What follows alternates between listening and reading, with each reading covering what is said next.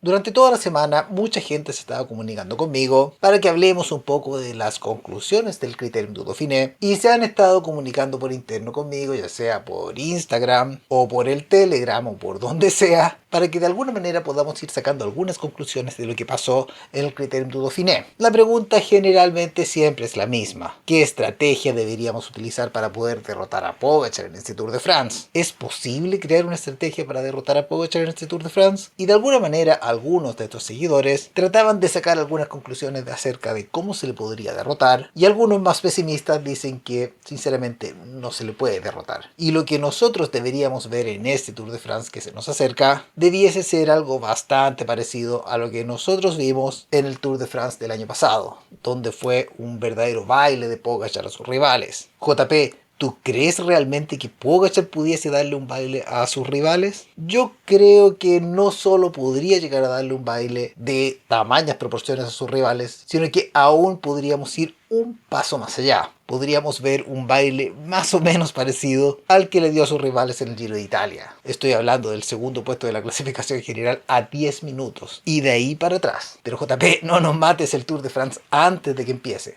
Vamos a ver, porque ninguna de estas ideas es tan definitiva como se piensa, y lo que nosotros vimos en el Criterium du Dauphiné tiende a ser una trampa. El Criterium du Dauphiné nosotros tenemos que entenderlo tal como es, y esto es una carrera de preparación. Lo que nosotros vimos en el Criterium du Dauphiné no es necesariamente el fiel reflejo de lo que va a ser el Tour de France. Seguramente van a haber cambios en las alineaciones, van a haber también cambios en la preparación. En el Criterium du Dauphiné seguramente nosotros vamos a decir, nos falta un ciclista que cumpla estos objetivos para que la defensa pueda ser un poco más poderosa, o en su defecto a lo mejor ir ajustando algunos detallitos. Oye, que vengo súper corto en contrarreloj y necesito entrenarlo un poco más. Oye, que el arranque en subida todavía no lo tengo bueno, tengo que prepararlo un poco más. Y en ese sentido lo que nosotros vimos en el Criterium du Dauphiné tiene más que ver con un bosquejo que con el dibujo y el proyecto final. El dibujo y el proyecto final nosotros lo vamos a encontrar en el Tour de France. Lo que nosotros encontramos en el Criterium du Dauphiné es la casa más o menos estructurada, pero todavía falta ponerle los estucos, las terminaciones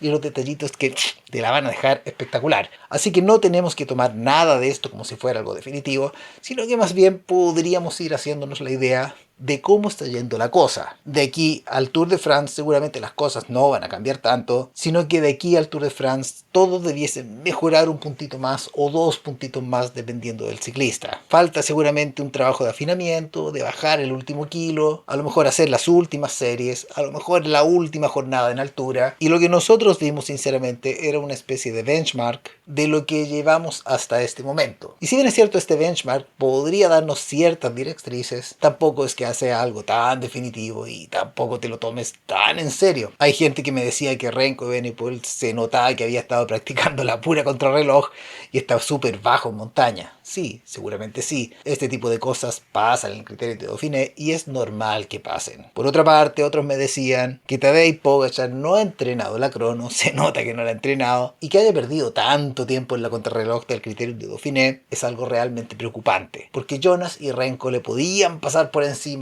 y le podían terminar quitando las pegatinas. No, tampoco están así. Le falta todavía por mejorar a Tadej Pogačar y seguramente va a llegar con una contrarreloj muchísimo más pulida de lo que nosotros la vimos. Es más, es incluso hasta normal que el ritmo de contrarreloj que traiga Tadej Pogačar para este Tour de France sea incluso mayor al ritmo que tuvo Renko Evenepoel en el Criterium du Dauphiné y que le hizo ganar esta contrarreloj. Así que nosotros también tenemos que considerar que Renko debiese mejorar un puntito más incluso en la contrarreloj. De hecho, todos los ciclistas deberían mejorar un poco más. Aquí no hay rendimientos definitivos, sino que sencillamente insinuaciones. Ahora, si nosotros tuviésemos que sacar conclusiones definitivas del Criterium du Dauphiné para el Tour de France, podemos sacar algunas que son bastante importantes. En primer lugar, si este es el nivel de Tadej Pogačar, digamos, el nivel final de Tadej Pogačar, yo creo que ya le basta para ganar un Tour de France sin esforzarse tanto, sin sudar tanto. Este Criterium du Dauphiné lo ganó prácticamente de calle, y por ahí estuve viendo algunas estadísticas que dicen que las diferencias que hubo en este Criterium du Dauphiné fueron prácticamente una de las más amplias de la historia. Las diferencias que hubo en este Criterium du Dauphiné básicamente fueron diferencias de vuelta de 3 semanas, digamos de un Tour, de un Giro, de una Vuelta a España y carreras de ese tipo donde se pierde muchísimo tiempo a través de las etapas. Y en tan solo 8 etapas, Tadej Pogačar fue capaz de marcar todas estas diferencias. Y ojo, porque aquí viene lo más importante de todo, no lo vimos realmente sufrir. ¿Y cómo sabes tú, JP, que Pogačar no sufrió? Básicamente porque Tadej Pogačar este año lo hemos visto sufrir solo 2 veces. Solo 2 veces lo han hecho retorcerse arriba de la bicicleta y esas 2 veces lo hizo retorcerse el mismo ciclista, que fue Mathieu van der Poel. Y a mí me gustaría que revisen las imágenes porque yo no las puedo mostrar,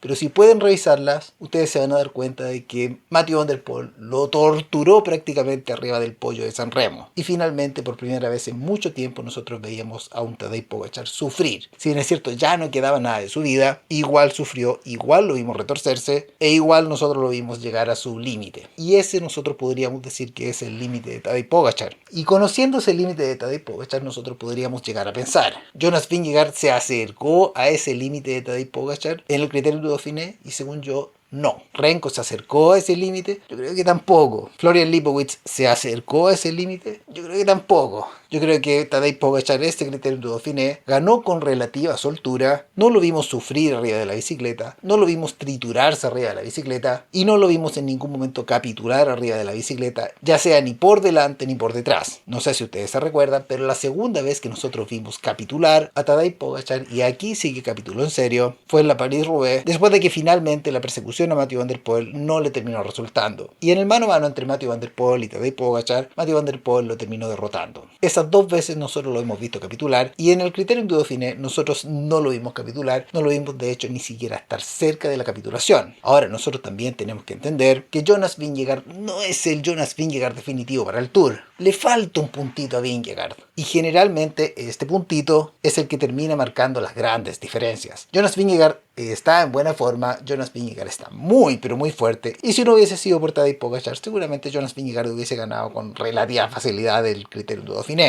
Así que tampoco nos dejemos engañar diciendo que Jonas Vingegaard está mal, que va a perder por paliza, porque realmente no tenemos ninguna certeza. Nosotros ya conocemos a Jonas Vingegaard, y todas las veces que nosotros nos hemos confiado con Jonas Vingegaard, todas las veces nos ha terminado sorprendiendo de vuelta. Así que la única conclusión sincera que nosotros podemos sacar acerca del estado de forma de estos ciclistas es que a todos les falta un poquitito. Todos debiesen mejorar un poquito más, algunos menos, pero nosotros en principio tenemos que reconocer que a todos los ciclistas les falta, y lo que tú viste en el Criterium du Dauphiné realmente no va a ser lo que finalmente vas a ver en el Tour de France. Falta un poquito. Ahora, con respecto a la pregunta que muchos me hicieron, es: ¿existe alguna estrategia para ganarle a Tadej Pogačar? Y desde ya te digo que no. Voy a serte súper franco, no hay ninguna estrategia para ganarle a Tadej Pogačar. Tadej Pogačar se mueve perfectamente manejando todo tipo de estrategias y tiene un bloque defensivo que, ya te digo, el UAE tiene un equipo tan bueno que por lo menos unos 15 o 20 ciclistas perfectamente podrían estar capacitados para correr el Tour de France. Y de ellos tienes que seleccionar a 7 ciclistas que van a terminar acompañando finalmente a Tadej Pogačar. ¿Quieres un segunda espada? Ahí lo tienes. ¿Quieres 2 segundas espadas? Ahí los tienes a los 2. ¿Quieres 3 segundas espadas? Bueno, ahí tienes a 3. Perfectamente podrías tener a 4, perfectamente podrías tener a 5. ¿Quieres escaladores? Ahí los tienes. En realidad en el equipo tienes absolutamente de todo, y tienes a los mejores gregarios del mundo para defender seguramente al mejor ciclista del mundo. Tadej Pogačar no es solo el mejor escalador, sino que también es uno de los mejores contrarrelojistas, y por sobre todo es seguramente el ciclista más resistente del pelotón.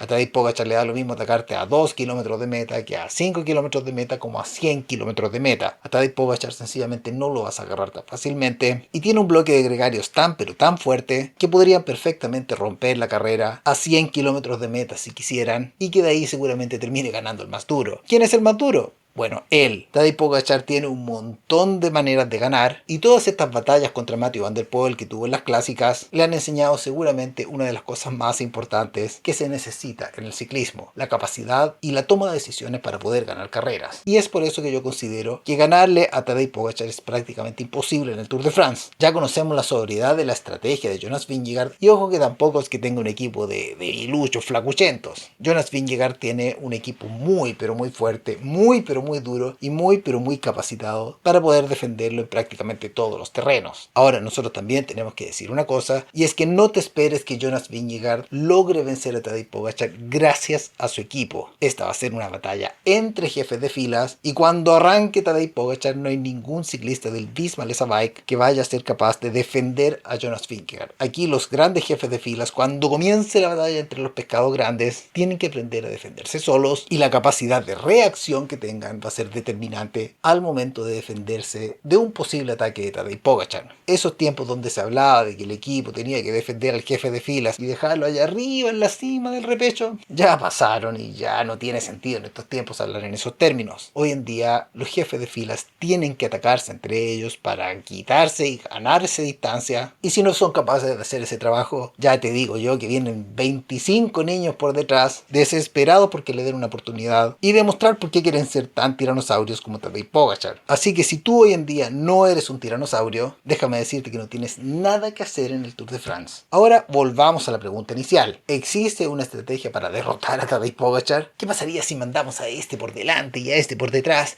y después le hacemos un A-A-B, entendiendo que a lo mejor si mandamos a este más por delante todavía no? El ciclismo no funciona así, y Tadej Pogačar esta vez no está en un nivel más o menos parejo con sus rivales, sino que Tadej Pogačar está 3 o 4 peldaños por encima de sus rivales. Y no solo ha mejorado su capacidad física, sino que también ha mejorado su ciclismo. Y no solo cada vez es más difícil ganarle tiempo a Tadej Pogačar, sino que también se está haciendo prácticamente imposible ganarle. Tadej Pogačar tiene 70 maneras de ganarte, y tú por más que lo pienses no tienes prácticamente ninguna manera de ganarle a Tadej Pogačar más allá de que se termine cayendo. Así que seguramente a este Tadej Pogačar, así como está la cosa en el Criterium du Dauphiné, es prácticamente imposible ganarle. Es un ciclista extremadamente agresivo, en el que ningún ciclista es capaz de agarrarse a su ritmo cuando la carretera empieza a picar hacia arriba, y si por alguna razón algún día lograste apegarte a su ritmo, no lo consideres algo normal, sino que hay que considerarlo como una excepción. También hay que decir otra cosa. Faltan ciclistas. No todos los ciclistas que van a disputar el Tour de France se presentaron al Criterium du Dauphiné, así que no le tocó enfrentarse directamente a él. Sin embargo, nosotros ya sabemos que más o menos estos van a ser los rivales que va a tener Tadej Pogačar en el Tour de France.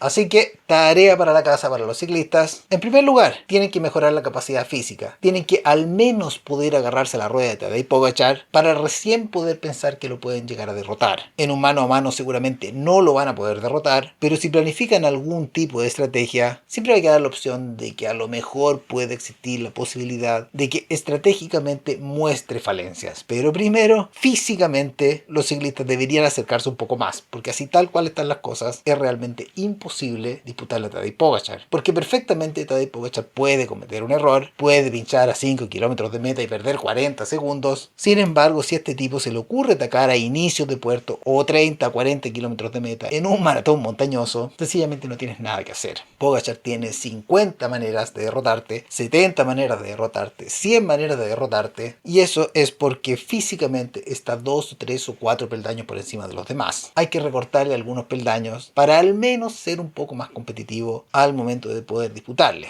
Al menos que sufra la disputa, porque así tal cual están las cosas, finalmente les gana trotando a los demás. Así que, ¿qué quieres que te diga? Creo que va a ser el gran aspirante a ganar el Tour de France, no solo porque es superior en capacidad física, sino que también su ciclismo es realmente espectacular. Y no solo eso, sino que tiene para regodearse eligiendo defensas. Si alguien lo quiere atacar, seguramente tiene a un montón de defensas que van a salir a defenderlo. Tienes que pasar por encima de ellos antes de hacer el ataque final. Y eso también está bastante difícil. Así como también está difícil abstenerse de las ofertas de Scirocco. Scirocco es una empresa que fabrica material de ciclismo de primer nivel a unos precios realmente espectaculares. La ropa es realmente fantástica, es cómoda, es linda, es muy pero muy elástica y queda muy pero muy aero. La gente se ve guapísima con Scirocco y los precios son realmente muy pero muy convenientes. Y si tú cliqueaste del link que te estoy dejando aquí, en la descripción y en el primer comentario, el comentario fijado, vas a tener un 10% de descuento por sobre todas las ofertas que hayan en la página. De esta manera tú te terminas llevando el mejor producto del mercado a un precio realmente inigualable. No mucho más que decir, nos vemos, adiós.